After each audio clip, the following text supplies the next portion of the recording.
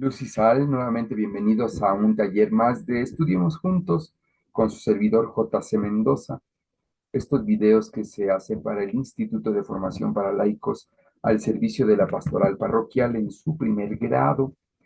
Como decimos, estos videos no sustituyen la lección, más bien nos invitan a estudiar para llegar lo mejor preparados.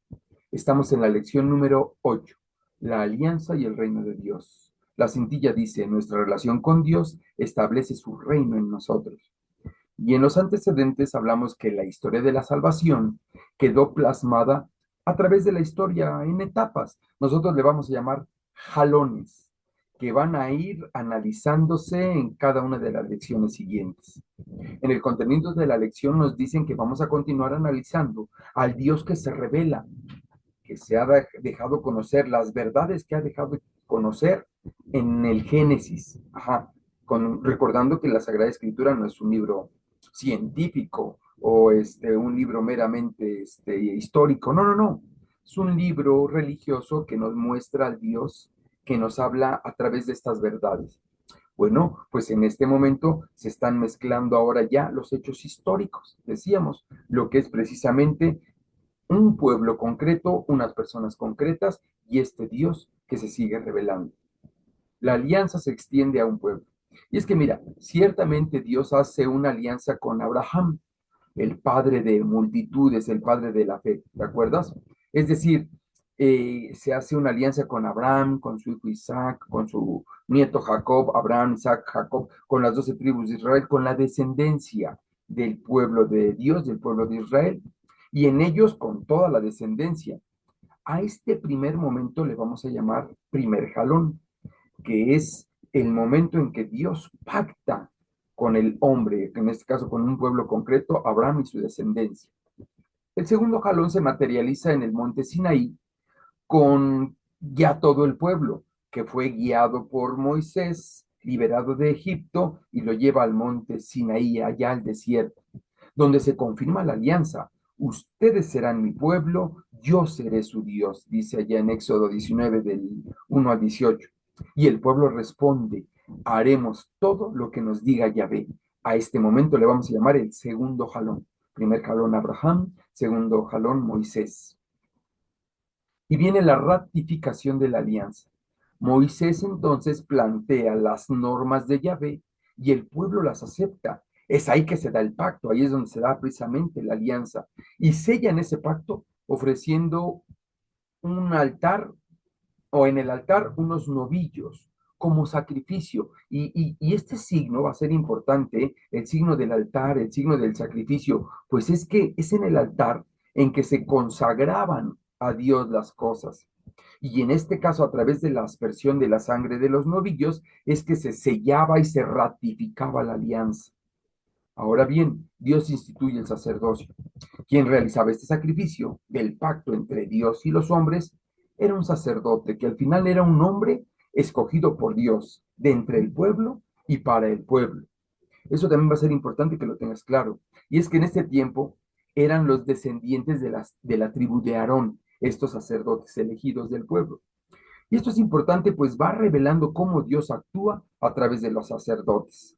Viene una alianza que prefigura otra alianza. Y es que, mira, el Antiguo Testamento se debe de comprender como la prefigura de lo que vendrá a ser el Nuevo Testamento. Y es importante que nosotros como cristianos vayamos descubriendo, quitando el velo, ¿te acuerdas? El revelare a este Dios que se deja conocer y que en su pedagogía divina, es decir, como que en la historia de la salvación, como si fuera una clase divina, por así decirlo, nos va enseñando progresivamente su amor infinito. Y entonces viene la tercera etapa o el tercer jalón en la historia de la salvación, que está representado ahora con el rey David. La etapa de la monarquía del pueblo de Israel, es decir, cuando vienen los reyes, aproximadamente unos 1000 años antes de Cristo. Vamos a echar un vistazo histórico sobre Israel. Y es que, mira, el pueblo que sale de Egipto estaba lleno de la idolatría, obviamente de Egipto, de sus malos hábitos, renegando de todo, y los 40 años que están en el desierto ayudan a purificar esta generación. Y viene el gobierno teocrático.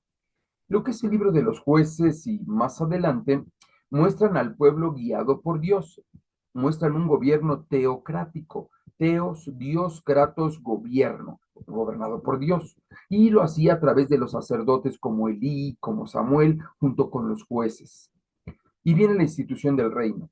Y ahora el pueblo pide a Samuel un rey como los demás pueblos, porque todos los pueblos tienen reyes y nosotros no tenemos un rey. Y entonces precisamente el pueblo le pide un rey a Samuel. Samuel molesto le comenta a Dios y Dios le dice, no, no, no, no te han rechazado a ti, me han rechazado a mí. Sin embargo, de ello se basa para continuar con su alianza, con la historia de la salvación. Saúl, primer rey de Israel, y viene lo que es la promesa de la descendencia. Y es que mira, el segundo rey es David, que no solo fue exaltado y el mejor de los reyes que ha tenido el pueblo de Israel, sino que además recibió la promesa de que de su descendencia nacería el ungido del Señor. Esto allá en segunda de Samuel 7:11. Yo seré un padre para él y él será para mí un hijo. No olvides estos simbolismos, por favor. La grandeza de David. De ser un pastorcillo humilde y sencillo, pasó a ser el rey de Israel.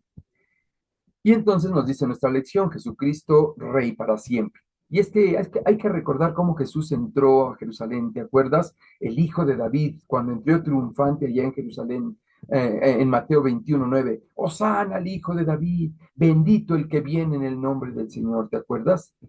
Rey, Dios y hombre verdadero. Y es que mira, seguimos descubriendo al Dios que se revela y vemos precisamente ahora cómo todo apunta hacia Jesús, verdadero Dios y verdadero hombre, que nace simple y sencillo y es exaltado como rey, siendo todopoderoso, se hace hombre por amor al mismo hombre.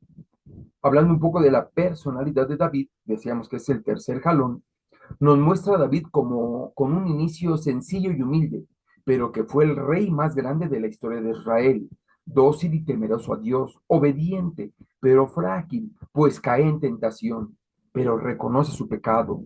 Representa con su vida todas las actitudes del hombre frente a Dios. Luego viene el reino de Israel, imagen de la iglesia. Y es que mira, Dios en su infinita sabiduría cimienta su alianza en un pueblo que será prefigura de su reino eterno. Claro, teniendo a Cristo como cabeza y al pueblo, es decir, la iglesia, como su cuerpo, el reino de Dios. Vaticano II, es decir, el concilio de los obispos, explica que Jesucristo presenta a la iglesia como el pueblo nuevo, el reino de Dios, la promesa del Padre. El Cristo nos vino a mostrar esos misterios. Cómo vive la iglesia el reino de Dios, nos muestra a Cristo cómo lo hace, cómo vive la iglesia el reino de Dios, la promesa del Padre. Y Cristo precisamente, les digo, vino a mostrarnos ese misterio. Cristo funda la iglesia en la base de los apóstoles, como la nueva arca, donde aquellos que respondan con un sí, como el de Abraham, y con fe, como la de Abraham, al llamado de Dios, a la invitación de la vida eterna, ellos entonces por ello se convierte la iglesia en un instrumento de salvación, no por ella misma, no por la iglesia misma, sino por Cristo.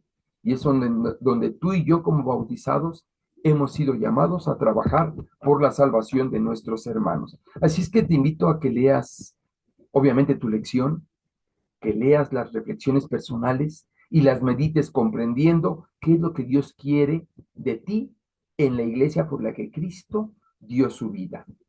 Resolución. Señor Jesús, mi Rey inmortal, quiero permanecer obediente a tu ley y leal a tu servicio. Concédeme la gracia para hacerlo. Muchas gracias. Esta es la lección número 8 de primer grado. Nos vemos la próxima. Hasta luego.